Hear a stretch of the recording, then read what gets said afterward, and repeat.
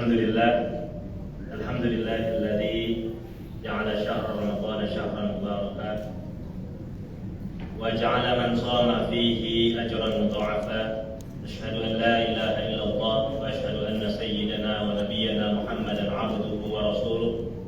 Allahumma salli wa sallim wa barik wa 'azzim ala habibina wa syafi'ina wa qurrati a'yunina Muhammadin wa ala alihi wa sahbihi ajma'in.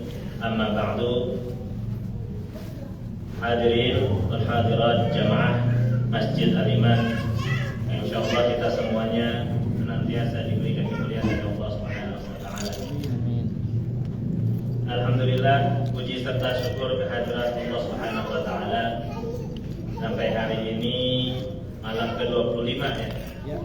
Malam ke-25 di dalam kitab I'anatul Talibin juz 2 halaman 257 itu disebutkan kalau bulan puasa diawali dengan hari Kamis. Benar ya? Kita diawali dengan hari Kamis. Menurut Syekhul Islam Al-Imam Al-Ghazali di dalam kitab I'anatul Talibin disebutkan bahwa biasanya kalau bulan Ramadan diawali dengan hari Kamis, fa insyaallah malam Lailatul Qadar jatuh pada tanggal 25 Ramadan. Maka malam ini bersungguh-sungguhlah kita ya melakukan ibadah. Kita mulai dengan i'tikaf ba'da salat tarawih. Kita sudah ada di sini.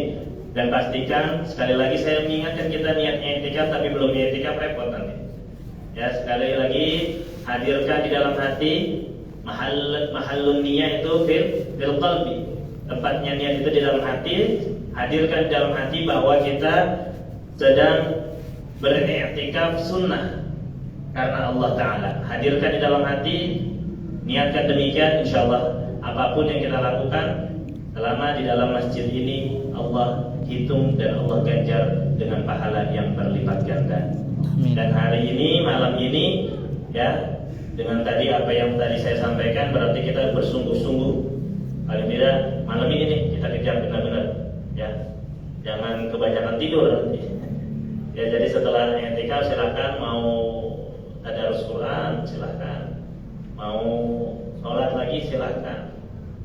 Yang penting tidurnya jangan kebanyakan. Paling tidak 2 jam lah maksimal. 2 jam atau 3 jam tidur, setelah itu kita perbanyak ibadah. Karena luar biasa ganjarannya, khairum min alfi syahr. 1000 bulan itu berarti 83 tahun.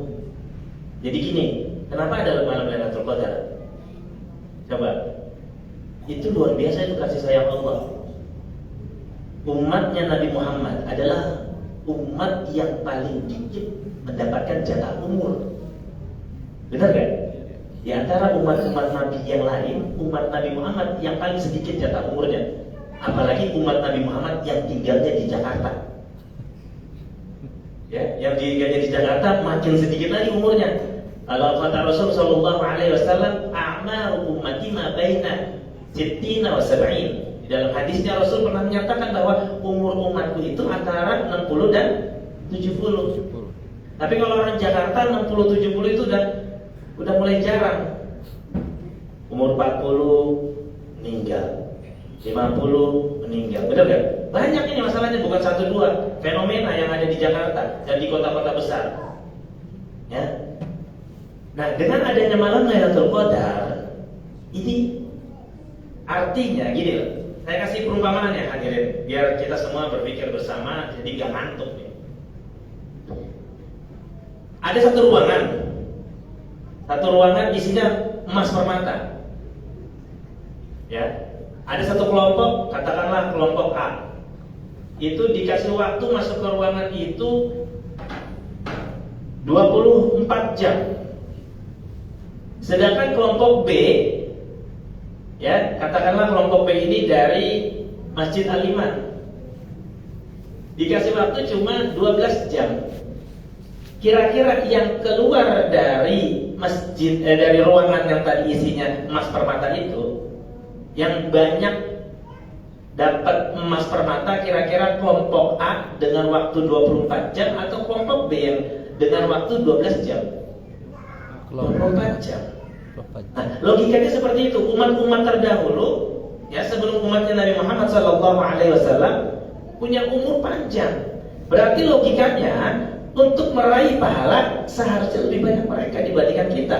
Umurnya lebih panjang, kesempatannya lebih banyak, peluangnya lebih terbuka. Kita lebih sedikit. Nah, didatangkan oleh Allah Subhanahu wa taala malam Lailatul Qadar. Boleh umur kita cuma 60 tahun meninggal, tetapi kalau kita satu kali saja dalam umur hidup kita mendapatkan malam Lailatul Qadar, berarti bobot umur kita enggak 60 tahun. Secara kuantitas 60 tahun tercatat kita meninggal dunia, tetapi ketika kita mendapatkan malam Lailatul Qadar, 60 ditambah 83 tahun. Berapa itu? 143. Berarti secara kualitas umur kita 143 tahun. Dahsyat ya. Itu kalau satu kali kita mendapatkan malam Lailatul Qadar selama umur hidup kita. Kalau 10 kali. Nah, ini dia kasih sayang Allah kepada umatnya Nabi Muhammad SAW. Maka dengan itu kita harus manfaatkan sekali malam Lailatul Qadar, ya, yang insya Allah datang pada malam hari ini, ya. Kita kejar dan mudah-mudahan kita termasuk orang-orang yang beruntung tersebut. Amin. Hari ini kita akan bahas part kedua. Jadi bukan film aja yang ada part 1, part 2-nya. Kajian ini saya buat 2 part, ya. Part 2 ini biologi sikap kehidupan muslim, kepastian diri untuk masuk surga, part 2. Ya, karena yang sebelumnya kita sudah membahas tentang syukur yang kemarin secara garis besar, ya, bagaimana kita harus bersyukur. Yang pertama harus kita ingat dulu nikmat Allah. Kadang-kadang kita lupa dengan nikmat yang Allah telah berikan kepada kita. Ingat, sadarkan, akui dan ucapkan. Ya, ingatkan bahwa banyak sekali nikmat Allah. Bukan hanya ingat, tetapi kita akui memang itu semuanya dari Allah. Habis itu kita ucapkan alhamdulillah. Yang kedua, dengan taat. Jadi dengan kita bersyukur kepada Allah Subhanahu wa taala, enggak cukup dengan mengucapkan alhamdulillah, enggak cukup hanya sekedar mengingatkan saja, tetapi harus kita aplikasikan dengan cara kita taat kepada Allah Subhanahu wa taala. Yang ketiga, ya, setelah kita taat, yang paling penting nih, ini yang paling susah, tarkul ma'asi, meninggalkan maksiat. Susah mana taat sama tarkul ma'asi? Susah mana taat sama meninggalkan maksiat? Susah meninggalkan maksiat. Semua orang bisa taat, Pak. Tetapi di waktu yang sama seringkali ketaatan kita dibarengi dengan kemaksiatan. Maka harus kita bersikap. Kalau kita sudah merasa kita taat kepada Allah Subhanahu wa taala, maka kita sempurnakan dengan kita meninggalkan maksiat-maksiat. Maka dengan 3 cara ini, ya, rasa syukur kita bisa muncul, bisa dianggap sebagai rasa syukur yang sempurna. Dan ingat, ya, syukur itu nanti adalah menjadi solusi.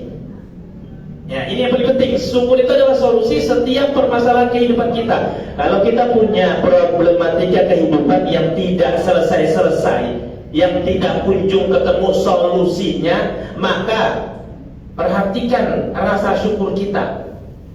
Mungkin ada yang salah dengan rasa syukur kita. Kemarin saya sudah berikan kerangka logisnya. Kenapa? Apa hubungannya? Rasa syukur dengan solusi problem itu apa hubungannya? Contoh gini. Ketika kita kemarin mungkin, ya, ada yang kena COVID-19, kita sakit, ya.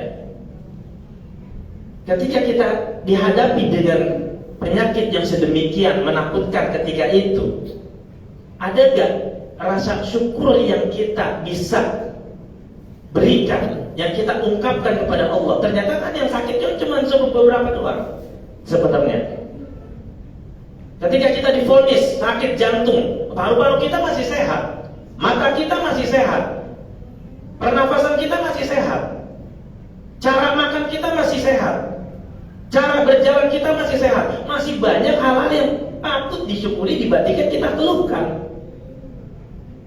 Nah, dari situ kita fokusnya berubah nih. Yang tadinya kita memikirkan permasalahan hidup kita, yang tadinya kita berpikir tentang penyakit kita berubah orientasinya. Yang kita pikirkan adalah hal-hal positif. Ketika hal-hal positif itu menjadi tumpuan otak kita, maka nanti akan melahirkan sesuatu yang positif. The power of mindset. Di dalam satu buku tuh ada orang ateis, pernah saya baca bukunya yang judulnya The Secret, Rahasia. Dia itu menyebutkan bahwasanya manusia itu layaknya seperti antena pemancar. Ketika kita memancarkan sinyal, maka ini karena orang ateis, maka alam akan menangkapnya juga sesuai dengan sinyal yang kita pancarkan dan dikembalikan kepada pemancar tersebut sesuai dengan apa yang dipancarkan. Ternyata hal ini segaris dengan hadis Rasulullah Sallallahu Alaihi Wasallam, yang mana hadis ini adalah hadis qudsi yang disebutkan di dalam sabdanya, lima maknahu ana inda zulmi abdi bi. Kata Rasulullah Sallallahu Alaihi Wasallam, Allah Subhanahu Wa Taala itu tergantung dengan prasangka hambanya.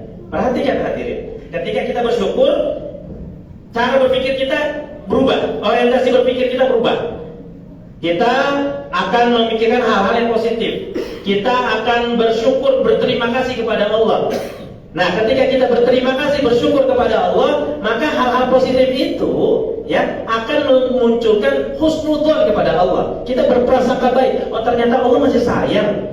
Dibandingkan penyakit yang saya rasakan, masih banyak nikmat Allah yang lebih saya rasakan. Ternyata memang seandainya kata penyakitnya komplikasi misalnya, kita lihat mana segi syukurnya. Segi syukurnya adalah, oh ternyata umur saya, katakanlah ketika umur 50 tahun divonis oleh dokter kena komplikasi. Oh, dari umur 0 tahun sampai 49 tahun saya hidup sehat tanpa vonis dokter. Itu yang harus kita syukuri. Kadang itu yang sulit, tetapi itu yang diajarkan.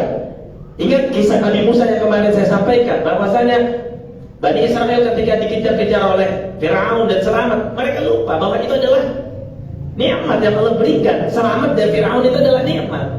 Kadang ketika kita menghadapi sebuah problematika kehidupan, kita lupa begitu banyak nikmat yang Allah berikan.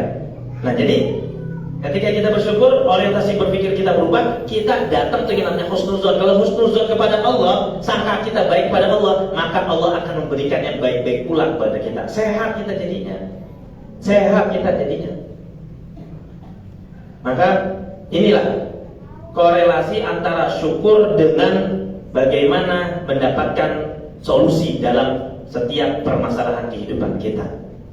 Apalagi dengan firman Allah jelas dinyatakan bahwa la in syakartum la azidannakum wa la in kafartum inna adzabi lasyadid. Ternyata kita bersyukur di tengah-tengah musibah, kita bersyukur di tengah-tengah problematika kehidupan kita, maka di saat itulah Allah hadirkan nikmat. Nikmat apa yang Allah hadirkan? Solusi. Solusi. Dari segi manapun saya sampaikan, baik itu dari segi Al-Qur'anul Karim, dari segi sudut pandang hadis, bahkan yang tadi saya sampaikan di dalam buku yang dikarang oleh seorang yang ateis sekalipun. Ini sepakat berarti bahwa rasa syukur akan menjadi solusi di setiap permasalahan kehidupan kita. Itu pembahasan yang bagian pertama, part pertama. Sekarang kita akan beralih ke part kedua.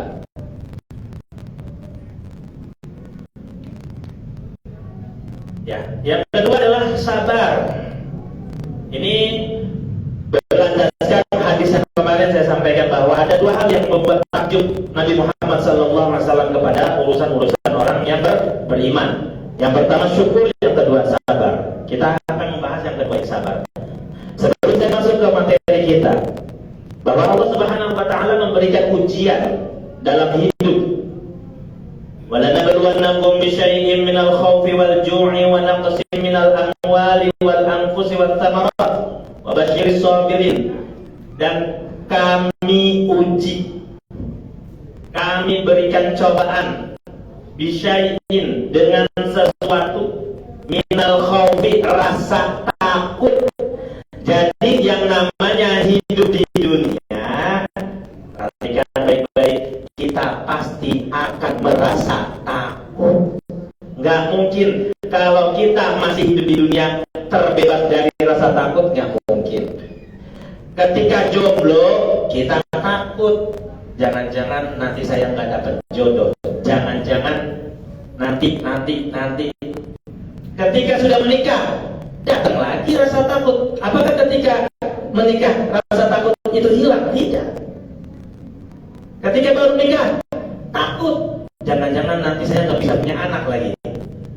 Setelah punya anak, takut lagi. Dan itu terus berulang. Kenapa? Karena Allah yang memberikan itu rasa takut. Kita diuji, dicoba dengan rasa takut itu. Jadi wajar kalau kita merasa takut, itu wajar. Karena itu di situ ujiannya, di situ cobaannya. Kita bisa nggak melewati itu? Jadi kalau misalnya ada anak ya mengeluarkan unek-uneknya bahwa saya takut, jangan langsung divonis, jangan penakut kamu. Di situ ujiannya, di situ ujiannya. Bisyai'in minal khaufi wal ju'i, dan rasa lapar. Wa naqsi minal amwal, berkurangnya harta. Wal anfusi, dan berkurangnya atau hilangnya jiwa, kematian. Wa tsamarat wa basyiris sabirin, dan berikanlah kabar gembira bagi mereka-mereka yang bisa menempuh itu semua dengan rasa sabar. Jadi ujian itu Allah berikan, ya, nggak mungkin hidup di dunia ini tanpa ujian. Kalau orang Jawa bilang kita memandang orang lain, ya, apa istilahnya, uang sinawang ya? Apa? Sawang sinawang. Kita lihat orang lain kayaknya hidupnya enak, tapi orang lain melihat kehidupan kita sama, gitu. Jadi jangan pernah berpikir bahwa enak banget ya kalau aku jadi dia. Enggak gitu konsepnya. Kenapa? Kenapa dibuat seperti itu? Datanglah nanti rasa tidak syukur kita. Datanglah nanti rasa tidak syukur kita. Datanglah nanti amarah kita. Kesabaran kita hilang. Gitu. Ya. Pernah gak sih Bapak menjadi objek hasad orang lain? Pernah tidak? Menjadi objek irinya orang lain? Pernah tidak? Ya memang seperti itu kehidupan kita. Maka di dalam surat Al-Falaq kita minta perlindungan min syarri hasidin idza hasad. Kita minta perlindungan dari Allah Subhanahu wa taala, ya, terhadap orang-orang yang hasad kepada kita. Pasti Pak, dimanapun lingkungan kita, ya. Maka kadang agak konyol menurut saya kalau misalnya ada orang pindah kerja gara-gara ada yang iri sama kita. Kalau kata orang Betawi, al-intiqal alamatul konyol. Agak intiqal itu artinya pindah. Kalau kita pindah-pindah mulu hidupnya, kerja pindah mulu, tempat tinggal pindah mulu, ya. Padahal kan kita nggak disuruh pindah-pindah, kita disuruhnya istiqomah, netap di satu tempat. Kenapa? Meskipun alasannya apapun juga, nanti kita akan ketemu juga hal yang sama di tempat yang lain. Percaya. Kita pindah rumah karena ada orang yang iri sama kita, ada tetangga yang julid sama kita, bukan main gitu. Ya kan? Kita pulang cepat, salah. Pulang malam dibilangnya ngoyo, nggak pergi kemana-mana dibilangnya males, nggak bermanfaat. Ya kan? Sayang sama istri dibilangnya takut istri. galak sama istri dibilangnya kejem, terus saja begitu kehidupan Pak. Jadi biarin aja. Yang penting fokus kita adalah ibtigha'an limardatillah. Kita hidup jalan menuju keridhaan Allah. Orang mau ngomong apa terserah dia. Yang penting Allah ridho, udah. Allah ridho itu tujuan kita. Allah ridho. Orang nggak senang sama kita, kalau Allah ridho biarin. Ya, bisa gak kira-kira begitu? Allah, yang penting itu tujuan kita. Karena kalau kita mengikuti apa kata orang, gak akan selesai hidup kita, Pak. Ya, jadi hidup kita seperti ini. Pasti kita akan diuji oleh Allah dengan rasa takut, dengan rasa lapar, ya, kurangnya harta, hilangnya jiwa siapapun dari diri kita, saudara kita, anak kita, dan kurangnya penghasilan kita, samarat penghasilan kita. Itu akan terjadi, Pak. Akan terjadi. Maka kalau sudah tahu kejadian seperti itu, muncul pertanyaan, apa sih fungsinya Allah memberikan ujian itu? Gitu. Yang pertama, Pak, untuk mengetahui kadar keimanan seseorang. Ahasiban nasu ayyutraku ayyaqulu amanna wa hum la yaftanun. Apakah manusia mengira ketika kita mengatakan, ya Allah, saya beriman kepadamu, ya Allah, saya percaya, yakin, saya yakinnya kepadamu, ya Allah. Terus dibiarin begitu aja sama Allah? Nggak semudah itu, Ferguson. Nggak semudah itu. Nggak sama ketika kita menyatakan, Bapak, saya siap menikah dengan anak Bapak, ya, insya Allah saya akan membawa putri Bapak, ya, bahagia di dunia dan akhirat. Apakah langsung percaya? Enggak. Istri kita, apakah langsung percaya? Enggak. Harus ada pembuktian, harus ada pembuktian. Begitu juga dengan keimanan kita, harus ada pembuktian. Kemarin saya sudah katakan, tipisnya kualitas iman kita.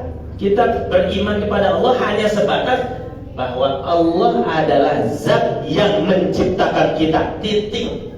Habis itu doang. Buktinya apa? Kita masih berani maksiat. Padahal kita tahu bahwa Allah itu maha melihat. Berarti secara tidak langsung ketika kita bermaksiat, kita menafikan kemaha melihatan Allah. Ya kan, kita maksiat nih, seakan-akan Allah nggak melihat kita. Secara tidak langsung kita menafikan itu. Tuh. Jadi kita beriman kepada Allah hanya sebatas, ya, Allah adalah zat yang menciptakan kita. Sudah sampai situ. Zat yang patut disembah. Sudah sampai di situ. Ternyata begitu turunan-turunannya banyak yang rusak kita. Masih banyak yang rusak, Pak. Masih terlalu jauh kualitas keimanan kita. Nah, dan herannya yang kayak kita gini, yang kualitasnya masih seperti itu, banyak salahnya berharap masuk surga. Benar ya? Ada Nabi Adam, salahnya cuma satu, dikeluarkan dari surga. Kita yang banyak berharap masuk surga. Makanya Rabi'ah al-Adawi yang pernah mengatakan dalam syairnya, ilahi la stulil firdausi ahla wala aqwa 'ala nar jahimi fahab li taubatan waghfir dhunubi fa innaka ghafirud dzambil 'azim. Ya Tuhanku, aku ini gak pantas masuk surga, tapi aku juga gak sanggup untuk masuk ke neraka. Ya kita memang gak pantas masuk surga. Sekarang kita rinci aja, Pak, sejak akil balik sampai sekarang. Kalau dirinci, dibikin neraca gitu. Kalau misalnya orang akuntansi bikin neraca pahala sama dosa, kira-kira banyak mana? Sekarang kita kan, kata Rasulullah SAW, hasibu qabla an tuhasabu.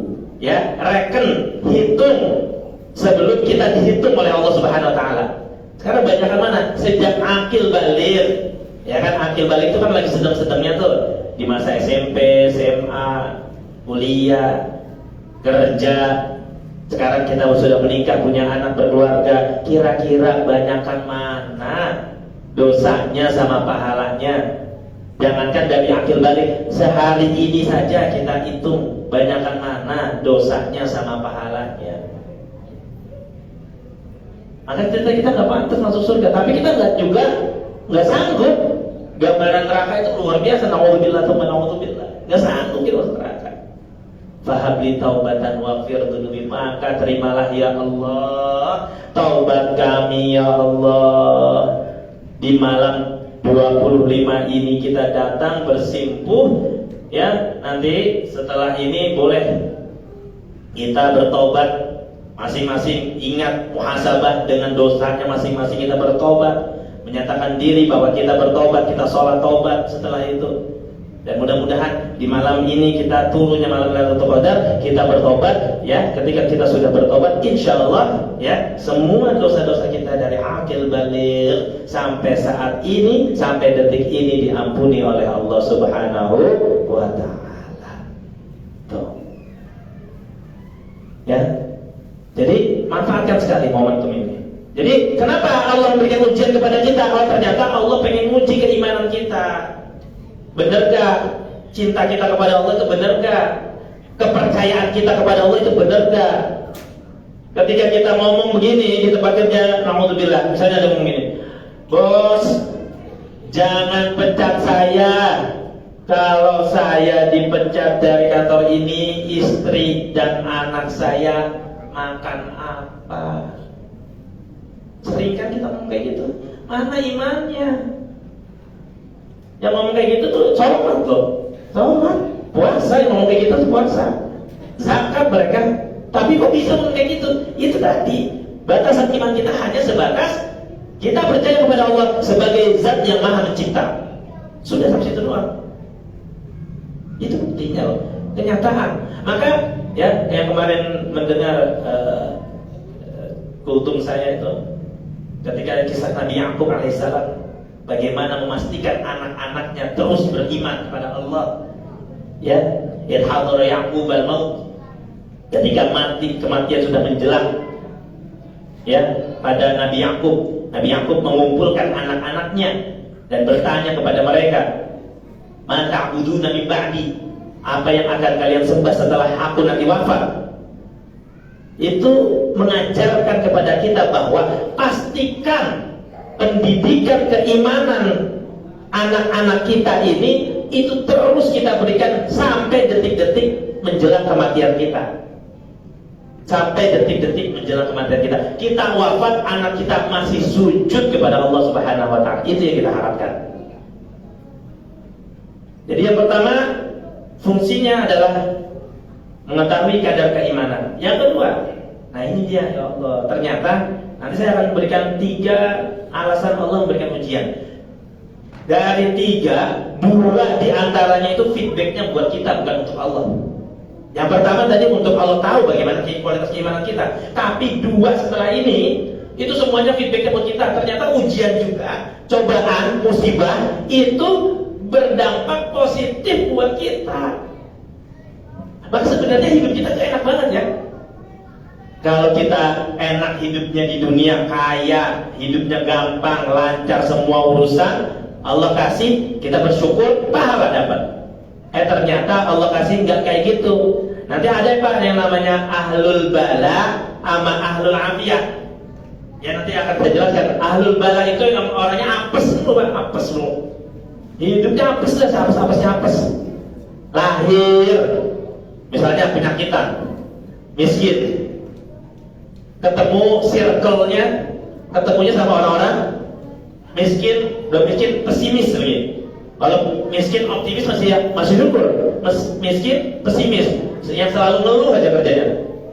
Gimana lo hari ini? Boro-boro gua mah hari ini. Dapat gak orderan? Anyep. Temannya datang, sama aku juga anyep. Udah muter tuh. Akhirnya apa? Ini gini banget ya Ramadan kita ya. Katanya Ramadan banyak rezeki, ini anyep semua. Oh iya bener ya. Akhirnya nyalahin Allah. Seuzon dia sama Allah. Itu yang circle-nya udah salah tuh. Mau kayak gimana pun itu susah untuk keluar dari circle itu, dari putaran itu tuh susah. Ya. Jadi ada ahlul bala, ada ahlul afiyah. Kalau ahlul afiyah itu begitu lahir, ternyata keluar dari rahimnya Nagita Slavina. Ya kan? Bapaknya Raffi Ahmad, ibunya Nagita Slavina. Jadi langsung anak Dultan. atau lahir dari rahimnya istrinya raja di Dubai. Begitu lahir semua indah, semua enak, sampai dia kerja, sampai dia berkeluarga enak, sampai dia mati semua enak. Itu namanya ahlul afiyah. Kan ada yang kayak gitu, ada ahlul afiyah, ada ahlul bala. Kita yang mana nih? Sedang-sedang di tengah-tengah. Ada ngapres, ada beruntung. Dan nanti kita akan bahas itu. Ternyata itu ada loh, nanti di dalam hadis itu disebutkan. Ya. Yang kedua, fungsinya Allah kasih ujian adalah merontokkan dosa. Ya Allah, baik banget Allah ya sama kita. Kita yang ngelakuin, yang rontokin siapa? Allah. Luar biasa loh. Ibarat kata kita yang ngutang, Allah yang bayarin. Itu kan Allah baik banget sama kita. Allah baik banget sama kita, ya Allah. Kita yang ngelakuin dosa, Allah yang rontokin. Di dalam hadisnya diriwayatkan oleh Imam Bukhari, qala Rasulullah sallallahu alaihi wasallam, "Ma min muslimin yusibuhu adza." Tidak ada satu orang muslim yang ditimpa, dikenakan, dilanda musibah, dilanda kesakitan, maradun fi ma siwahu, baik itu berupa penyakit atau yang lain. Yang lain itu apa maksudnya? Yang kira-kira kita tuh tersakiti. Contoh, ada jerawat di jidat. Sakit ya tuh? Sakit jerawat di jidat. Jerawat paling enak di jidat sama di hidung. Ya, atau bisul, bisul di pantat kita. Itu enak banget. Hal yang sepele. Ternyata hal yang seperti itu illa hattallahu sayyiati, Allah akan merontokkan dosa-dosanya kama taqutu syajaratu waraqaha, sebagaimana pohon itu merontokkan daun-daunnya. Luar biasa.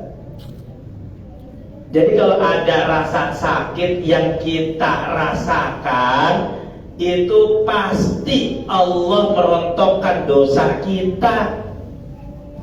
Hebat gak Allah? Luar biasa. Perempuan setiap bulan haid, setiap bulan mengalami yang namanya PMS, setiap bulan mengalami yang namanya, kalau bahasa Sundanya, sumbilangan. Ya, Bu, sumbilangan. Itu kan rasa sakitnya luar biasa. Itu ternyata merontokkan dosa. Apapun yang kita rasakan, itu sakit, itu pahit, kita jalani dengan penuh kesabaran, itu merontokkan dosa. Luar biasa Allah. Nah, ini dia yang ketiga, kasih sayang Allah. Jadi nanti di dalam hadis ini disebutkan ada nanti di padang mahsyar kita akan dikelompokkan, ada ahlul bala, ada ahlul afiyah. Ahlul bala itu yang apes aja hidupnya, ada ahlul afiyah yang hidupnya beruntung aja. Nah, nanti yang hidupnya selama di dunia apes sampai mati apes terus ya. Tapi dia sabar, dia ridho dengan ketentuan dari Allah Subhanahu wa taala. Maka nanti begitu di padang mahsyar, begitu fi yaumil mizan, di hari pertimbangan itu, maka dia akan diberikan yang namanya pahala kemuliaan dari Allah Subhanahu wa taala yang tidak diberikan oleh hamba-hamba yang lainnya.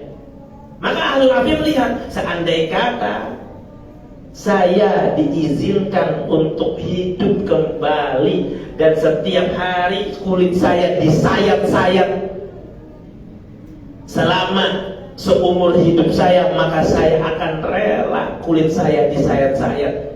Kenapa? Karena kemuliaan bagi ahlul bala nanti di akhirat mendapatkan tempat yang begitu agung di sisi Allah Subhanahu wa taala. Tuh. Jadi ternyata nanti yang diiriin bukan Raffi Ahmad, ternyata bukan orang Dubai, bukan. Boleh jadi yang diiriin adalah orang Cipinang yang kerjaannya apes terus, tapi sabar. Jadi dari tiga tujuan Allah memberikan ujian. Yang pertama untuk mengetahui kadar iman, oke. Itu adalah dari pihak Allah Subhanahu wa taala. Yang kedua, yang untuk merontokkan dosa, itu untuk kita. Yang ketiga, kasih sayang Allah, itu untuk kita juga. Dari 3 tujuan Allah memberikan musibah, ternyata feedbacknya, kembalinya, manfaatnya untuk kita. Jadi nggak usah marah kalau kita dikasih musibah.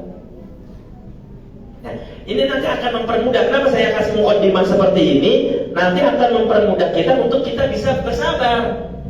Ya, ketika ada keuntungan yang kita akan dapatkan dari musibah-musibah yang terjadi, pasti kita akan merasa, oh ya udah nggak masalah. Toh masih ada keuntungan yang saya dapatkan dari musibah yang saya rasakan. Benar nggak? Kan kenapa orang marah-marah ketika dapat musibah? Kenapa orang nggak mau sabar ketika dapat musibah?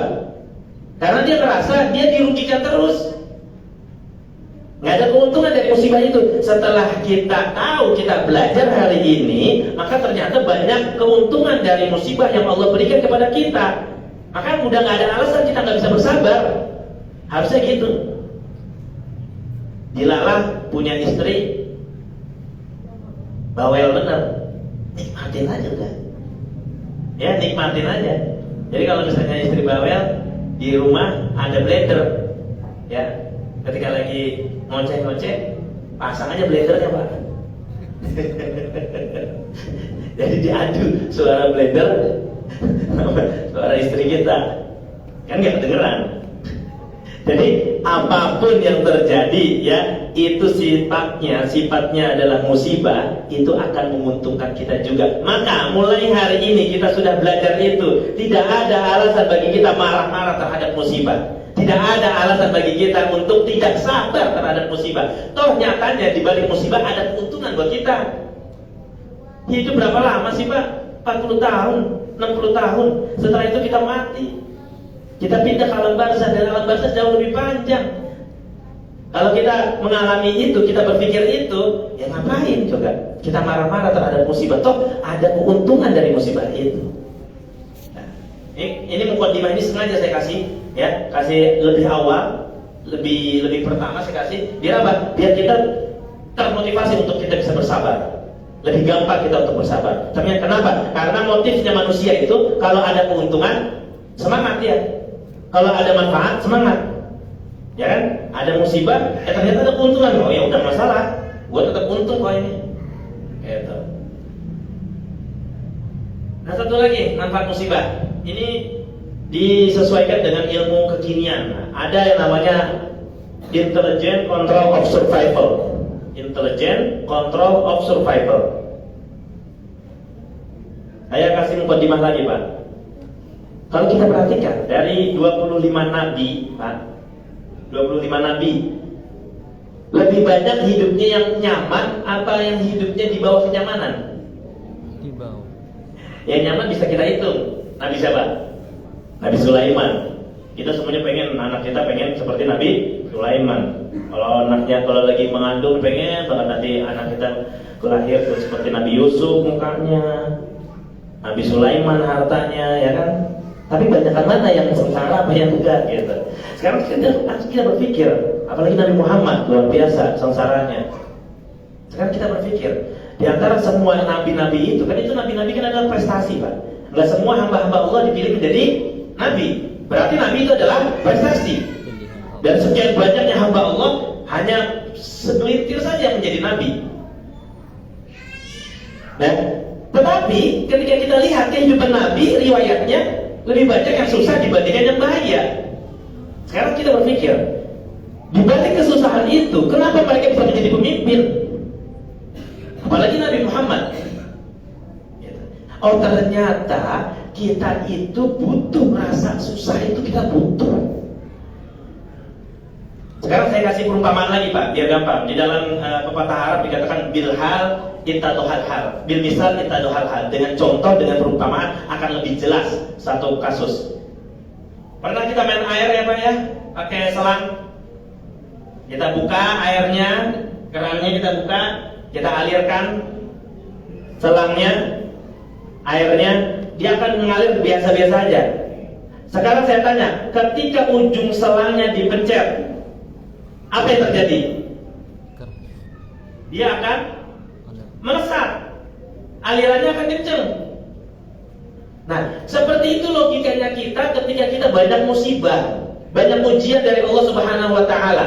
Maka orang yang banyak musibahnya, orang yang banyak ujiannya dari Allah Subhanahu wa taala dan dia bisa melewati itu semua seperti air yang dipencet ujung selanya, dia bisa melewati, dia akan melesat, Pak.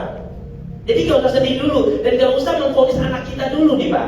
Bu, jangan kita memvonis cepet-cepet anak kita. Lihat no, anak tetangga udah jadi PNS. Lihat no, anak tetangga udah sukses. Kamu kok masih begini-begini aja? Jangan divonis begitu dulu. Saya mah kalau misalnya ada yang bilang kayak gitu, saya bilang gini, Pajero atau Pajero sama Xenia kalau dijual lebih cepat laku mana? Xenia. Boleh jadi anak kita Pajero, Pak. Ya, boleh jadi suksesnya paling akhir. Lihat Nabi Muhammad, Ibu, Bapak. Nabi Muhammad. Tadi kita sepakat ya, menjadi Nabi adalah prestasi.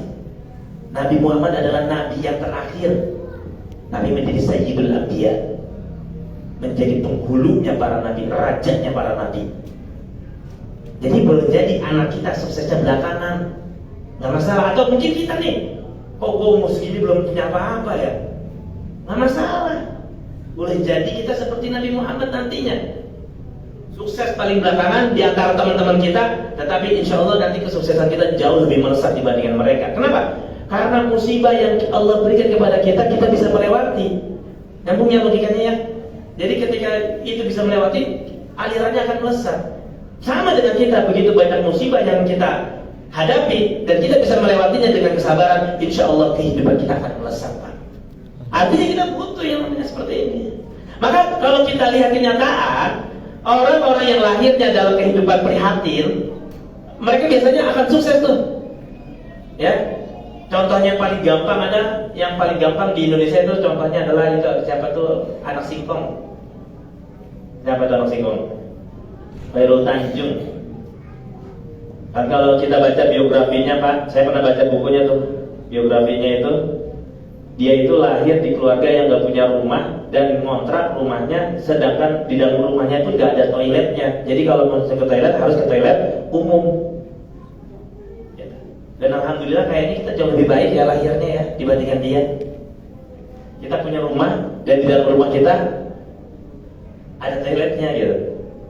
Jadi kayaknya kondisi kita jauh lebih baik gitu. Tetapi lihat bagaimana dia bisa melesat. Karena ini ada intelligent control of survival, kecerdasan manusia untuk bertahan hidup. Maka ketika kita suruh lari 2 km, gampangnya gini, ketika kita disuruh lari 2 km nggak sanggup, tetapi kalau bisa dikejar anjing di Cipinang Elok, jangankan 2 km, 5 km pun kita masih sanggup. Kenapa? Seperti itu. Ini dia, di setiap diri kita ada potensi ini, Pak. Tapi potensi ini nggak akan keluar kalau hidup kita biasa-biasa aja, nggak tertekan, nggak ada musibah, nggak ada ujian, nggak akan keluar. Toh ini ternyata dibuktikan oleh para nabi. Para nabi ujiannya, musibahnya luar biasa, tapi mereka bisa menjadi leader bagi umatnya. Kenapa? Ini dia, potensi ini keluar, Pak. Potensi ini keluar. Maka kita sudah dibekali potensi ini oleh Allah Subhanahu wa taala. Ternyata di balik musibah juga ada keuntungan dan manfaat buat kita. Artinya, kehidupan kita begitu difasilitasi oleh Allah Subhanahu wa taala. Jadi udah gak ada lagi. Mulai hari ini kamus kita sedih, galau, gundah gulana tuh gak ada lagi, kan? Karena semua yang kita alami itu menguntungkan kita. Ya, semua yang kita alami itu menguntungkan kita. Apapun ujian kayak musibah itu menguntungkan kita semuanya. Kalau menguntungkan harusnya kita bahagia terhadap keuntungan yang Allah berikan itu. Jadi nggak ada lagi istilah sedih, nggak ada lagi istilah gundah gulana, galau, itu udah nggak ada lagi. Jadi kalau setelah ini ada yang bikin status, ya di WhatsApp-nya, aku merasa kesepian di tengah keramaian, masih sedih juga. Berarti belum mempan, berarti apa yang disampaikan belum mempan. Nah, di dalam Al-Quran Allah Subhanahu wa taala berfirman, "Wasta'inu bis-sabri was-salah wa innaha lakabiratun illa 'alal khashi'in." Dalam Al-Quran disebutkan bahwasanya ketika kita menghadapi musibah, minta tolong dengan dua cara. Yang pertama, sabar. Yang kedua, sholat. Jadi kalau ada musibah apapun, yang pertama sabar, yang kedua sholat. Udah. Oh ternyata dipecat gara-gara kemarin COVID. Yang pertama sabar, yang kedua tingkatin sholatnya. Perbaiki sholat kita. Nggak pernah 5 waktu di masjid, 5 waktu di masjid. Oh 5 waktu di masjid, 5 waktu sudah lancar, tetapi nggak pernah di masjid. Oh selama ini sholatnya selalu ditakhir, ya. Waktu zuhur menjelang asar kita sholatnya. Sholat asar menjelang maghrib. Sholat maghrib menjelang isya. Sholat isya dibarengi sama subuh. Mesti kalau sholat subuh. Ya kan? Nah kalau misalnya kita kena musibah, yang pertama kita perbaiki adalah kesabaran kita. Yang kedua adalah sholat kita. Ya. Nah maka ini lagi-lagi Bapak ya Allah. Ini jenis sabar nih. Lihat Rasulullah SAW bersabda di dalam kitab As-Sabru Was-Sawab Alaih. Ada kitab namanya As-Sabru Was-Sawab Alaih. Rasulullah SAW bersabda, hadis ini diriwayatkan oleh Sayyidina Ali bin Abi Thalib. As-sabru salatun. As-sabru salatun. Kesabaran itu ada 3 jenis. Yang pertama, fasabrun 'alal musibah. Yang pertama, sabar ketika dilanda musibah. Wasabrun 'ala ta'ah. Yang kedua adalah sabar ketika kita sedang taat kepada Allah. Yang ketiga, wasabrun 'anil maksiyah. Sabar atas maksiat. Dan masing-masing sabar ini mempunyai pahala yang berbeda-beda, Bapak. Luar biasa pahala sabar itu, luar biasa besarnya.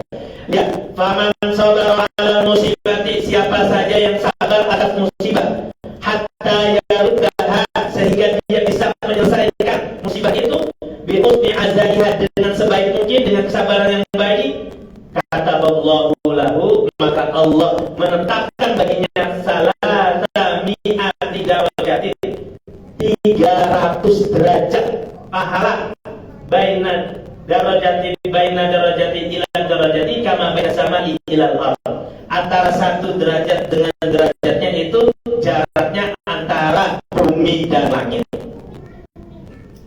Perhatikan Bapak Ibu, 300 derajat kalau kita bisa bersabar atas musibah.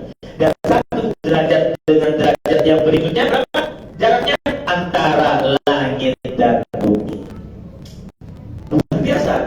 Makanya nanti itu ahlul aqiyah itu iri sama ahlul begini nih. Dan mungkin sekarang logisnya masuk akal kan. Makanya mereka iri begini, pahalanya luar biasa. Karena itu pahala sabar bagi mereka yang sabar atas musibah. Kita sekarang yang kedua, wa man sabara 'ala ta'ah, dan siapa saja yang sabar atas ketaatan. Jadi taat kepada Allah itu perlu sabar gak? Sabar. Makanya nanti ketika kita sabar, ketika taat, akan melahirkan apa Pak? Istiqomah. Orang yang nggak bisa istiqomah berarti dia nggak bisa sabar. Nah itu sudah Pak. Kita dikatakan itu, saya kok nggak bisa istiqomah ya. Kadang puasa, kadang enggak, Senin Kamisnya. Ada mulutnya, kadang puasa, kadang enggak. Sholatnya kadang di masjid, kadang enggak. Berarti kita nggak sabar kan? Karena sabar dan taat akan melahirkan istiqomah. Dan istiqomah akan melahirkan 1000 karomah. 1000 karomah artinya apa? Kemuliaan yang luar biasa. Lihat, kemuliaan apa yang Allah berikan kalau kita sabar dalam taat. Wa man sabara 'ala ta'ati kataballahu lahu, Allah akan menetapkan baginya 600 derajat. Dahsyat ya. Kalau tadi terhadap musibah berapa derajat? 300 derajat. Ini 600 derajat. Dan jaraknya perhatikan. Ma baina darajati ila darajati kama baina taqumil ardi ila muntahal 'arsy. Antara satu derajat dengan derajat yang di atasnya itu jaraknya antara ya bumi, lapisan terbawah bumi dan lapisan tertinggi arsy-nya Allah. Lebih dahsyat lagi. Kalau tadi bumi dan langit cuma 300 derajat, ini 600 derajat dan derajat lebih jauh lagi. Antara satu derajat dengan derajat berikutnya itu antara lapisan terbawah bumi sampai lapisan tertingginya arsy Allah Subhanahu wa taala. Luar biasa. Itu kalau kita bisa sabar dalam taat. Yang ketiga, nah ini dia yang saya katakan, nggak semua orang bisa takut maasi, Pak. Nggak semua orang bisa takut maasi, meninggalkan maksiat itu nggak semua orang bisa. Kita sholat, ya masih jalan, gibah masih jalan gibah. Kalau orang yang rajin kajian di masjid itu dosa yang paling sering itu ya gibah itu. Yang rada-rada ngeri itu gibah. Habis kajian gini kumpul-kumpul dah. Mana dia? Tahu kemana udah berbalik ke atas. Kemarin kita lihat kayak gini kan, kayaknya lagi terlibat utang. Kenapa memang banyak dari keluarga datang? Iya, mereka lihat kayaknya tuh itu lagi di masjid. Kartu masih tuh, kartu masih bu, Pak. Hati-hati. Nah makanya ini sahabatnya paling susah sahabatnya. Dan paling enak tuh ketika kita lagi ngomong gitu, ya kan? Udah jangan ngomongin orang. Nah, kita gitu, jangan ngomongin orang. Iya, dia mau ngomongin orang ini fakta. Nah, berdalil dengan alasan fakta. Ya, waman sabara 'alal maksiat, dan siapa saja yang sabar atas maksiat. Kata Allahu lahu tis'ami'ati darajatin, maka Allah menetapkan pahala baginya 900 derajat kemuliaan. Ya Allah. Dan dahsyatnya, ma baina darajati ila darajati kama baina taqbil ardi ila muntahal arsy marratain. Antara satu derajat dengan derajat yang berikutnya itu seperti ya lapisan bumi dengan lapisan arsy 2 kali jauhnya, 2 kali derajat. Jadi ternyata sabar dalam meninggalkan maksiat itu adalah sabar yang paling tertinggi pahalanya di sisi Allah Subhanahu wa taala.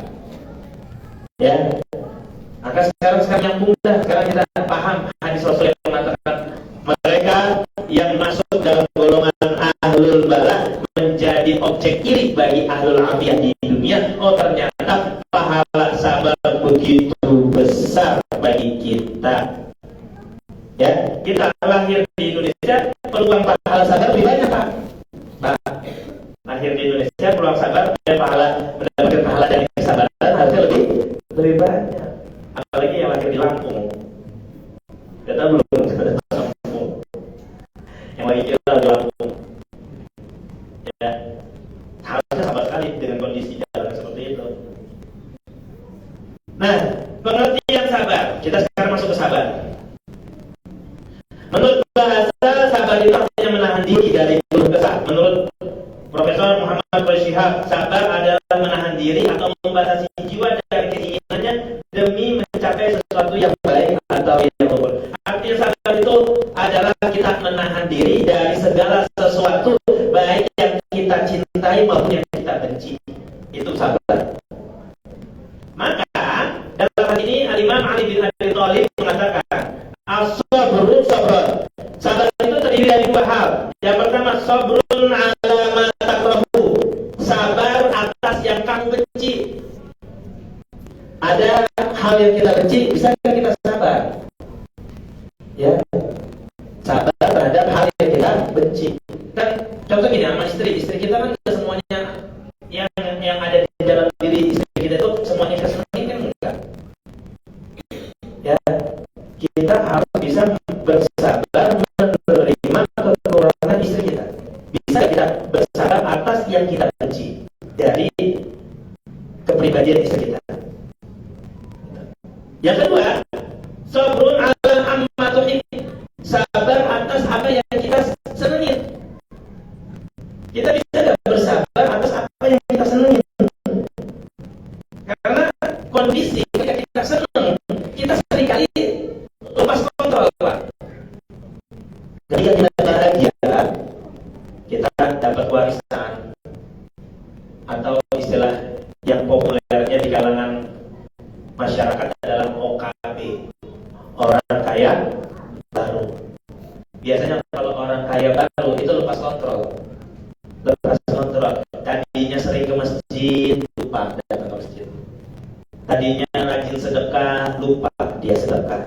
Kenapa? Lepas kontrol. Kenapa? Dia tidak bisa bersabar atas sesuatu yang dia cintai.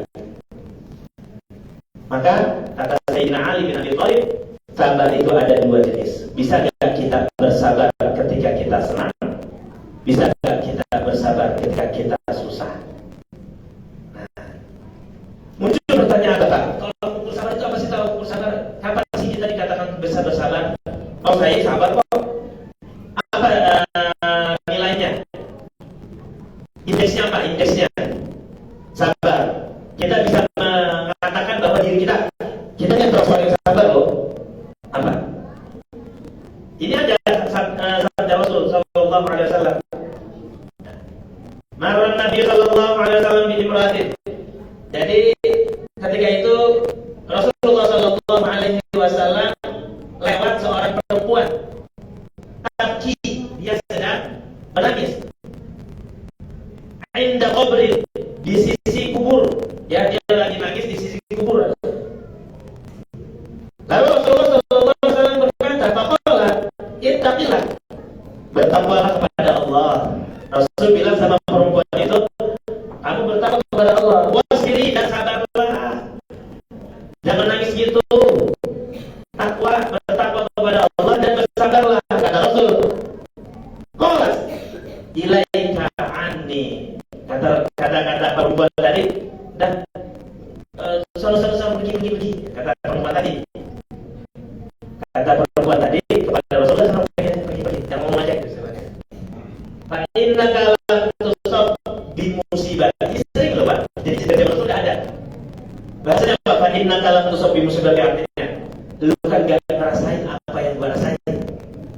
Ya, jadi bahasa itu sering sudah diucapkan dari zaman Rasul, sudah ada yang ucap gitu. Ketika kita ngomong sabar. Bahasanya apa? Dan so tahu, lu kan gak ngerasain apa yang saya bener gak? Ternyata Rasul udah digini juga. Rasul udah digini juga sama seorang perempuan. Udah, kamu gak tahu apa yang saya rasain. Kamu tuh gak tahu, gak rasain apa musibah yang saya rasakan sekarang. Udah, so. Ilaikanya cari kami, menjauh dari itu. Dan jangan nasihatin sabar-sabar deh, istilah gitu. Rasul digituin. Kenapa Rasul digituin? Walam ta'rifu, karena perempuan tadi gak tahu kalau itu adalah Rasul. Jadi dia gak tahu kalau itu adalah Rasul. Walam ta'rifu. Tapi lah, itu saja bilang ke perempuan tadi, innahu nabi. Kamu tahu gak yang tadi ngomong itu adalah Nabi. Yang tadi ngomong itu adalah Rasul. Gitu. Kaget kan perempuan? Sahabat Nabi langsung datang ke rumahnya Nabi Muhammad SAW, ya. Atau pintu, falam tajid indahu bahwa baik, dan perempuan tadi gak ketemu sama Nabi. Faqala lam a'rifka. Qala innama sabru inda sadaqatil ula. Ketika itu Rasulullah SAW tadinya nggak datang. Ketika tahu itu perempuan mau menemui Rasul, dia datang. Rasulullah SAW datang menemui perempuan tadi. Terus perempuan tadi mengaku bahwa dia salah. Ya, dia mengatakan, lam a'rifka, mohon maaf Rasul, saya nggak tahu kalau kau adalah Rasul, kalau kau adalah Nabi. Gitu. Terus faqala, terus apa Rasul faqala? Innama sabru inda sadaqatil ula. Yang namanya sabar itu adalah di detik yang pertama. Pengen tahu kita sudah bersabar atau belum? Lihat emosi kita yang pertama kali ketika kita mendapatkan musibah itu apa? Itu tingkat sabar kita. Bagi enaknya naik motor, tiba-tiba ada orang yang naik motor kena muka, kan ada ya?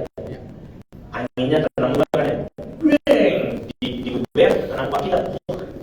Kira-kira apa nih yang keluar dari mulut kita untuk pertama kali? Nah, itu tes kesabaran kita. Ya, lagi panas-panasnya, lapar. Anak kita ketika mencari barang yang kita sayang. Apa yang keluar dari mulut kita? Itu adalah tolok ukur atau indeks kesabaran kita. Kalau kita keluar, astagfirullahaladzim, kita bisa menahan diri, kita termasuk orang yang sabar.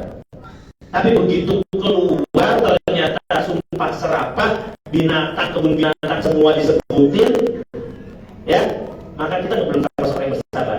Jadi indeks kesabaran kita lihat.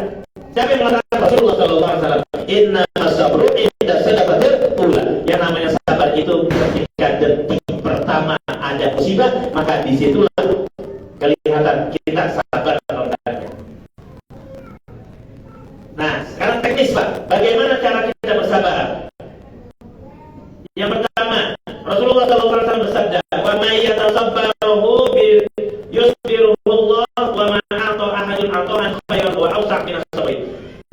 Kalau kita mau bersabar, kata Rasul, ya, dia harus melatih kesabarannya dengan sungguh-sungguh. Di sini ada kata yatasabbaru.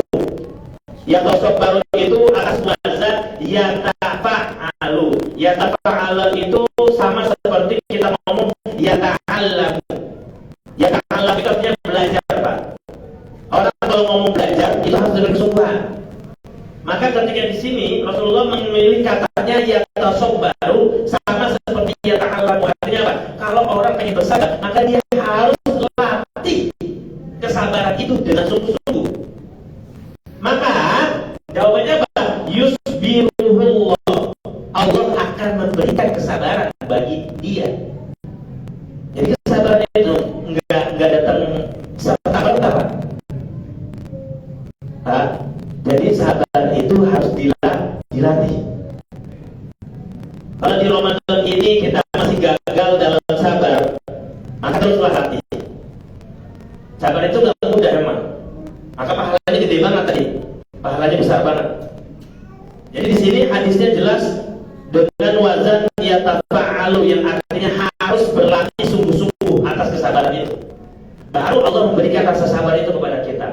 Wa man ata ahadun ata'an khairan wa awsa' min as-sabr. Dan tidak ada kebaikan yang lebih baik dan lebih luas dampaknya dibandingkan kesabaran. Jadi cara yang pertama untuk kita bisa bersabar harus kita latih dengan sungguh-sungguh. Yang kedua, pertanyaan berikutnya Pak. Sabar itu kan tindakan ya Pak? Benar nggak? Sama seperti saya katakan berjalan itu tindakan. Pelakunya siapa berjalan? Pelakunya berjalan. Kaki. Mengambil itu adalah perbuatan, tindakan. Pelakunya siapa? Tangan. Melihat itu tindakan. Pelakunya siapa? Mata. Sekarang sabar itu tindakan, perbuatan. Pelakunya siapa? Hati. Betul. Pelakunya hati. Dan Rasulullah SAW bersabda, "Ala inna fi jasadil mudghah." Di dalam tubuh kita itu ada segumpal darah. Idza saluhat saluhat jasadul kull. Kalau segumpal darah itu benar baik, maka baik semua seluruhnya. Jasad kita, jiwa raga kita baik semua kalau segumpal darah itu benar baik. Wa idza fasada jasadul kull. Kalau rusak segumpal darah itu, maka rusak semuanya. Apa sebenarnya itu? Hati. Sekarang saya mau kita pertanyaan bisa menjawab nggak ya? Bapak kisahnya saya ngomong hati ya hati. Sekarang saya tanya hati itu di mana Pak? Hati itu yang mana hati? Lalu kita ngomong hati. Di mana hati Pak? Di mana hati? Di dada, di jantung. Ya, saya buktikan dengan surat Al-A'raf ya Pak. Bismillahirrahmanirrahim. Ini sini akan dijelaskan di mana hati itu Pak. Walaqad zara'na li jahannama katsiran minal jinni wal ins. Sesungguhnya kami telah tanamkan di dalam neraka jahanam katsiran banyak minal jinni dari golongan jin wal ins dan golongan manusia. Lihat perhatikan. Lahum qulubun la yafqahuna biha. Mereka semua punya hati. Qulub itu jamak dari qalbun. Mereka semua punya hati. La yafqahuna biha. Yafqahu itu artinya adalah yafhamu. Yafhamu itu artinya berpikir. Maksudnya apa? Mereka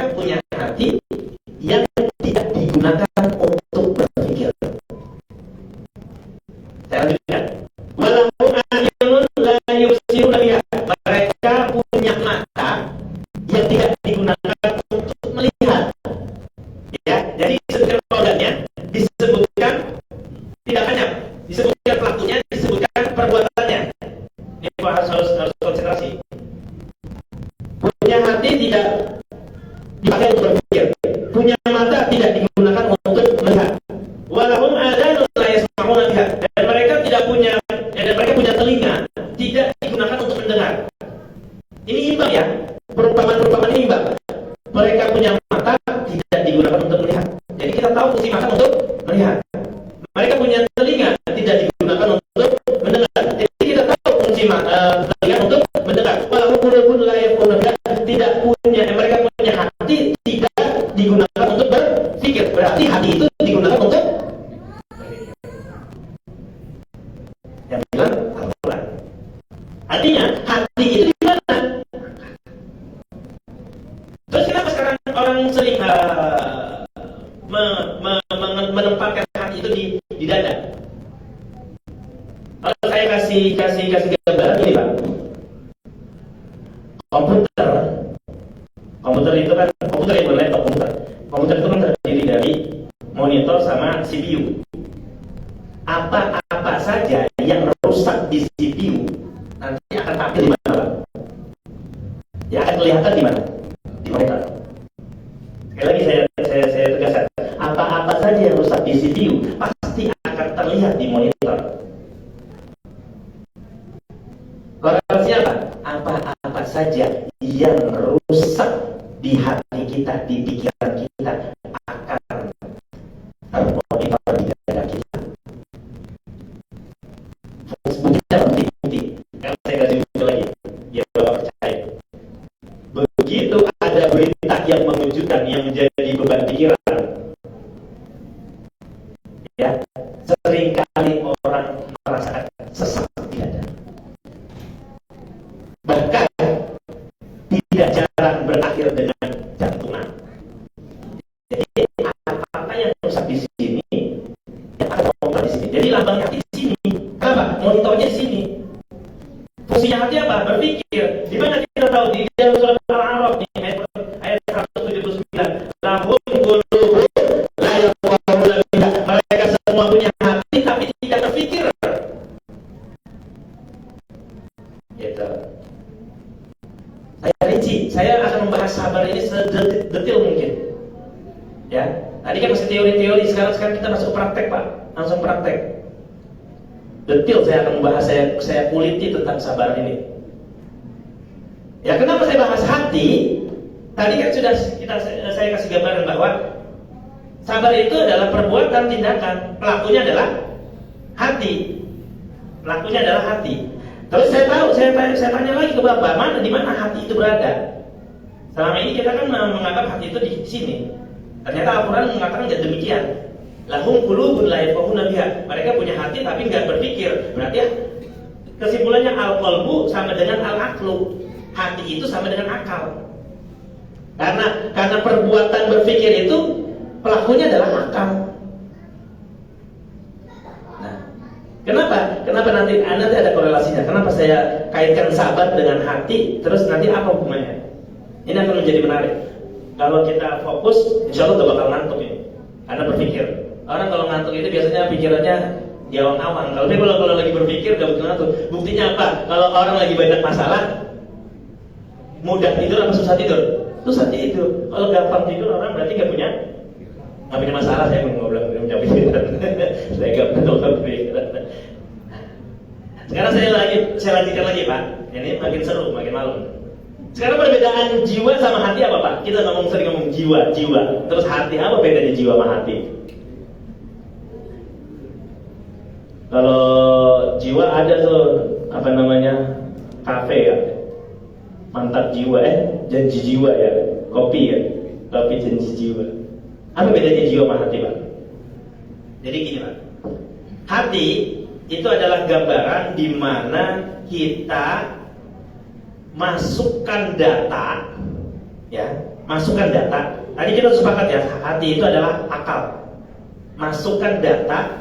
Nah, dari data yang kita dapatkan, kita akan mengeluarkan respon. Itu adalah hati, Pak.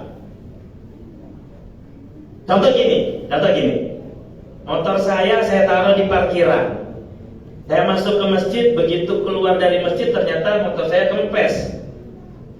Terus Pak Indra ngomong ke saya, tadi saya melihat ada bapak, misalnya namanya Bapak James.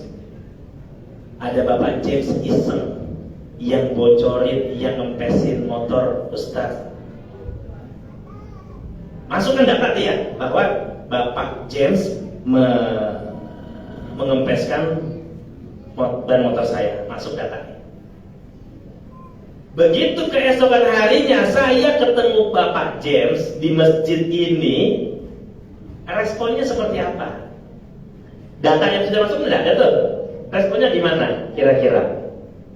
Tergantung saya mengelolanya. Kalau saya pemaaf, saya akan menyapa dia. Kenapa kemarin motor saya dikempesin? Atau kalau saya bukan tipe orang yang pemaaf, saya akan cemberut, akan memasang muka masam, muka nggak suka sama Bapak James. Kenapa? Kenapa itu keluar? Karena ada data yang masuk dari orang lain gitu. Nah, itu terbentuk tuh hati. Nah, seandainya kata hari ini seperti itu, ya. Terus besoknya saya dikasih tahu lagi sama Bapak Indra, kata Pak Indra, bukan Bapak James yang itu yang bocorin, ada lagi yang nomor 2. Emang ada 2 Bapak James? Iya, ada lagi nomor 2, orang sono. Saya ketemu lagi sama Bapak James yang pertama tadi. Kira-kira berubah gak? Kenapa berubah? Data yang masuk sudah berbeda. Nah, perubahan respons terhadap data yang masuk itulah hati, Pak. Ini permisalan yang pertama. Ya, saya masuk ke permisalan yang kedua. Maka ketika hari pertama Bapak mendapatkan data-data yang positif masuk ke dalam hati Bapak, terus Bapak pancarkan dengan respon yang positif. Hari kedua juga sama, mendapatkan data-data yang bagus, terus direspon juga dengan yang bagus. Hari ketiga terus sampai 7 hari Bapak mendapatkan data masuk dan responnya dengan yang bagus, 7 hari berturut-turut. Maka 7 hari itu menjadi yang namanya jiwa. Kebiasaan respons data yang keluar dari data yang masuk itu adalah hati yang terbentuk di hari pertama, kedua, ketiga, terus sampai 7 hari, sampai sebulan. Dan itu lebih banyak yang mana? Maka itu akan terbentuklah jiwa. Maka jiwa-jiwa yang tenang itu akan merujuk kepada hati yang tenang. Hati yang tenang akan merujuk kepada data yang masuk, Pak. Nyambung ya? Makanya ada istilah ya ayyatuhan nafsul mutmainnah irji'i ila rabbiki radiyatan mardiyah wadkhuli fi ibadi wadkhuli jannati. Wahai jiwa-jiwa yang tenang. Dari mana jiwa tenang? Harus dulu hatinya dulu yang tenang. Dari mana hati tenang? Datanya dulu perbaiki yang masuk nih. Ya. Maka orang akan terbentuk dari ini akan masuk ke letak geografis ya Pak. Letak geografis seseorang itu akan membentuk karakter. Setuju ya? Orang yang tinggalnya di gunung punya karakter yang berbeda dengan orang yang tinggalnya di laut. Pasti itu. Itu dari mana? Dari data yang masuk, Pak. Nyambung ya kiranya? Dari data yang masuk. Terus apa sambungannya dengan sabar? Nah, ini dia, Pak. Saya jelasin hati, saya jelasin jiwa. Terus apa kaitannya dengan sabar? Maka sabar, ya, itu adalah cara mengatur data yang masuk. Bapak, Ibu nggak bakal bisa sabar kalau data yang masuk salah terus. Ya, circle Bapak, lingkungan Bapak, emosional semua orang-orang. Bapak nggak bakal bisa sabar. Kenapa? Karena data yang masuk ke dalam pikiran Bapak, ke dalam hati Bapak adalah jiwa-jiwa yang emosi. Bapak nggak bisa sabar. Maka kalau kita pengen sabar, cari teman-teman lingkungan yang bisa mendidik kita, memasukkan data untuk kita bisa bersabar. Ya, insya Allah ini saya sangat rinci sekali. Saya jelasin tentang kesabaran.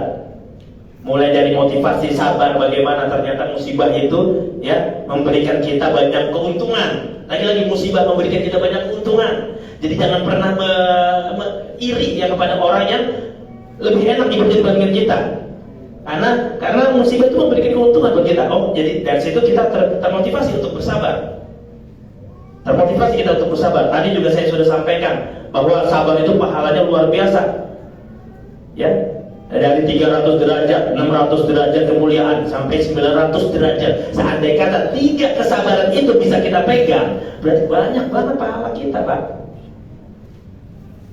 Nah, terus masuk kepada teknis. Masuk pada teknis. Harusnya setelah ini depan dia bersabar nih kita. Ya, secara teknis.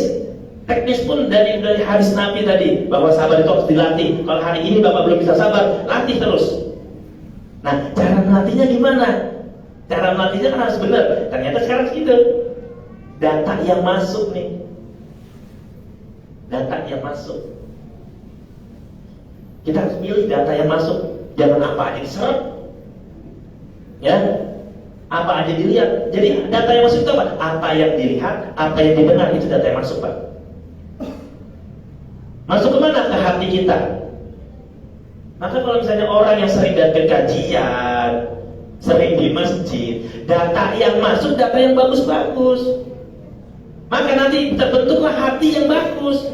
Hari pertama hatinya bagus, hari kedua hatinya bagus, hari ketiga hatinya bagus, sebulan hatinya bagus, terbentuklah jiwa. Terbentuklah jiwa. Maka ketika kita pengen sabar, bagaimana? Datanya harus masuk yang bisa mensupport kita untuk bisa bersabar. Gitu. Hari pertama terbentuklah ya hati kita yang sabar. Hari kedua terbentuklah hati kita yang sabar. Hari ketiga terbentuklah hati kita yang sabar. Dari mana? Dari sumber yang jelas, sumber yang bagus. Ketika situ sudah terbentuk istiqomah, maka terbentuklah jiwa kita. Maka nanti akan menjiwai. Kesabaran itu akan kita jiwai, Pak. Bukan hanya praktek teori-teori saja, bukan. Kita jiwai kesabaran itu. Kenapa? Karena sudah mendarah daging, sudah menjiwa, sudah menjadi jiwa, bukan hati lagi. Masuklah kita kepada golongan kategori ya ayyuhan nafsul mutmainnah irji'i ila rabbika radiyatan mardiyah. Ya, ada jiwa-jiwa yang tenang yang akan masuk ke dalam surganya Allah Subhanahu wa taala. Maka kalau kita masih emosional, masih temperamen, jangan pernah berharap masuk surga. Karena di dalam surga tidak ada orang yang temperamen. Gitu. Nah, sadari bahwa segala sesuatu adalah milik Allah. Ini juga bisa masuk data, Pak. Ketika kita sabar, pengen sabar, data yang masuk, salah satu yang data sering masuk nih dalam akal pikir kita, dalam hati kita adalah sadari semua itu milik Allah. Karena kesabaran itu biasanya bertolak belakang dengan keegoisan. Benar gak? Setuju ya? Barang kita hilang, wah, kok bisa barang saya hilang? Marah-marah, mencak-mencak, menghina. Kenapa? Karena kita ngerasa barang itu milik kita. Maka itu cakep benar ketika kita diajarin untuk mengucapkan inna lillahi wa inna ilaihi raji'un, itu cakep banget. Kita sadar betul, inna lillahi, sesungguhnya ini kita semua milik Allah. Wa inna ilaihi raji'un, dan semua milik Allah kembali kepada yang punya, kepada yang punya. Ya, tadi di awal-awal saya menyampaikan wabasyiris sabirin, dan berilah kabar gembira bagi orang-orang yang bersabar. Alladzina idza asabatuhum musibah, ketika mereka mendapatkan musibah, qalu, mereka berkata inna lillahi wa inna ilaihi raji'un. Kenapa orang yang sabar itu demen banget Allah sama orang yang bersabar? Kenapa? Jawabannya simpel banget kok, Pak. Kenapa Allah senang banget sama orang bersabar? Jawabannya simpel banget. Simpel banget. Bapak, saya titipin handphone ke Bapak. Terus saya bilangin, mana handphone saya tadi? Saya ambil. Bapak nggak ngakuin. Saya senang nggak sama Bapak? Tenang. Kenapa? Karena Bapak nggak mengakui milik saya. Maka orang yang sabar itu seperti itu. Dia tidak mengakui kepemilikan Allah. Maka Allah senang banget sama orang yang bersabar. Karena orang yang bersabar, sekali lagi, tidak pernah mengakui kepemilikan Allah. Ini kan kita udah dititipin, habis itu kita akuin. Makanya Allah marah benar. Jadi di dalam ayat tadi jelas, ya, wabasyiris sabirin, berikanlah kabar gembira bagi orang-orang yang bersabar. Orang yang sabar itu gimana? Alladzina idza asabatuhum musibah qalu inna lillahi wa inna ilaihi raji'un. Yang mendapatkan musibah dan dia akan mengatakan inna lillahi wa inna ilaihi raji'un, tetapi bukan hanya sebatas di mulut. Prakteknya juga susah loh Pak, itu begitu. Susah nggak? Susah. Apalagi kalau orang yang kita cintai, ya Allah susah. Saya Pak anak pertama, ini sekedar cerita. Anak pertama saya, yang namanya anak pertama kan kita orang lebih sayang dibandingkan cinta pertama, katanya gitu. Katanya anak pertama itu luar biasa dah pokoknya. Dilalah anak pertama saya begitu lahir sakit dirawat di rumah sakit sampai 11 hari. Dan waktu itu sempat masuk ke ruang ICU. Kalau anak-anak ruangnya namanya NICU. Ya. Itu awal-awal yang namanya kita kena musibah pasti pertama-tama kita oleng, Pak. Ya, bukan truk aja yang oleng, kita juga pasti oleng gitu. Kadang-kadang teori banyak tapi ketika kena musibah pasti oleng. Nah, apa yang membuat saya tenang ketika itu, Pak? Saya bilang gini, ya Allah, ini anak saya, emang anak saya secara nasab, tapi ini adalah milik-Mu ya Allah. Setelah itu saya tenang setenang-tenangnya. Artinya Pak, yang ingin saya sampaikan kepada Bapak adalah putus rasa kepemilikan. Putus rasa kepemilikan. Itu inti dari kebahagiaan itu adalah putus rasa kepemilikan. Kita sedihnya minta ampun ketika kita ditinggal orang yang kita sayangin. Kenapa? Karena kita ngerasa dia milik kita. Maka ketika kita memutus rasa kepemilikan dan mengakui bahwa semua itu adalah milik Allah, insya Allah kita gampang untuk bersabar, Pak.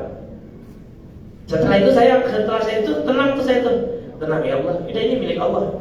Saya juga pernah sakit di tahun 2021 kemarin. 2021 saya sakit. Saya pikir saya kena COVID. Ternyata bukan COVID, kena tipes. Tetapi gejalanya karena lagi rame-ramenya COVID, gejalanya kayak COVID gitu, padahal bukan COVID. Nah, di dalam rasa sakit itu saya udah ngerasa deket banget sama kematian. Padahal yang namanya kematian kan selalu dekat sebenarnya kan. Nggak hanya orang yang sakit, harusnya orang sehat bugar aja diam di lapangan itu dekat sama kematian. Tapi bedanya dia nggak ngerasa. Kalau orang sakit ngerasa, bener nggak? Padahal merasa dekat sama kematian itu adalah anugerah loh Pak. Ketika kita ngerasa dekat kematian, kita akan termotivasi untuk ibadah, untuk ngerjain hal-hal yang baik. Nah, dalam sakit saya itu sampai saya menemukan yang namanya titik pasrah. Saya bilang, ya Allah, raga ini milik-Mu ya Allah. Terserah Engkau mau mengambilnya kapanpun, terserah. Ketika itu kita sudah ungkapkan dan kita sudah merasa ini adalah semua ini adalah miliknya Allah, tenang Pak. Coba deh Bapak, apapun permasalahannya, ketika Bapak kembalikan bahwa ini semua miliknya Allah, saya cuma dititipin. Kadang-kadang ada konyolnya kita, ya konyol. Ya Allah, saya tahu ini adalah titipan. Coba dong ya Allah, titipnya rada banyakan dikit. Kan konyolnya kita kadang gitu, titipnya rada banyakan dikit. Ya. Lagi-lagi Pak, putus rasa kepemilikan. Ketika putus rasa kepemilikan, insya Allah untuk kita bisa bersabar gampang. Ini datang masuk. Ini datang. Ya, ketika data itu masuk, nanti akan masuk ke hati kita, direspon. Nah, nanti akan menjadi hati, menjadi jiwa, dan insya Allah bisa bersabar kita.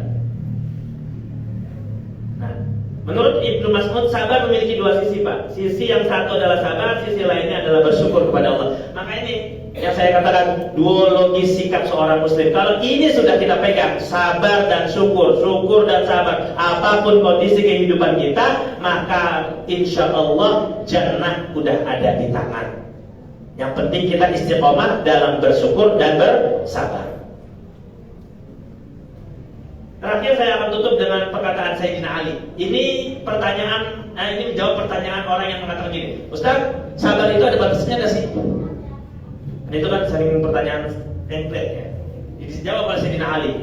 Sa'asbiru hatta ya'jiza sabru an sabri. Saya akan bersabar sampai rasa sabar itu merasa lemah dengan kesabaran saya.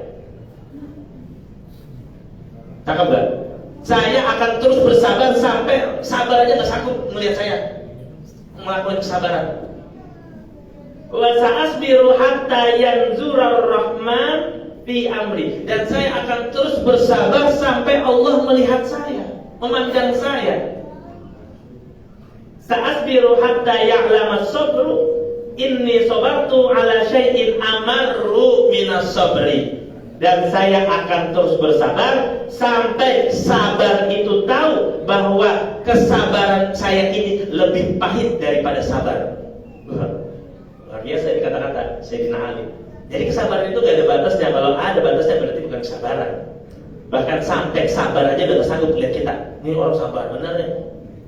Sifat sabarnya udah sanggup sabar bener nih orang. Saking sabarnya ada. Jadi kalau udah begitu udah luar biasa. Syaratnya apa? Data yang masuk benar. Gak bakal bisa sabar kalau data yang masuk salah. Ya, jadi kalau misalnya Ustaz, saya susah banget sabar, ya berarti data yang masuk salah. Syukran analis. Host dan ihtimam. Udah 1 jam lebih ya, 1 jam lebih ya. Udah lebih banget. Mudah-mudahan bisa dipahami, mudah-mudahan bisa dipraktekkan, dan mudah-mudahan dari 2 pertemuan ini syukur dan sabar saya sudah kuliti sedetil mungkin, selengkap mungkin. Teknisnya semuanya sudah saya bahas, yang mudah-mudahan bisa dipahami, mudah-mudahan bisa dimengerti, dan yang paling penting mudah-mudahan bisa dipraktekkan. Amin ya Allah ya mujibas sa'ilin. Kurang lebihnya saya mohon maaf. Hadanallahu wa iyyakum ajma'in. Wallahu muwaffiq ila aqwamit thoriq.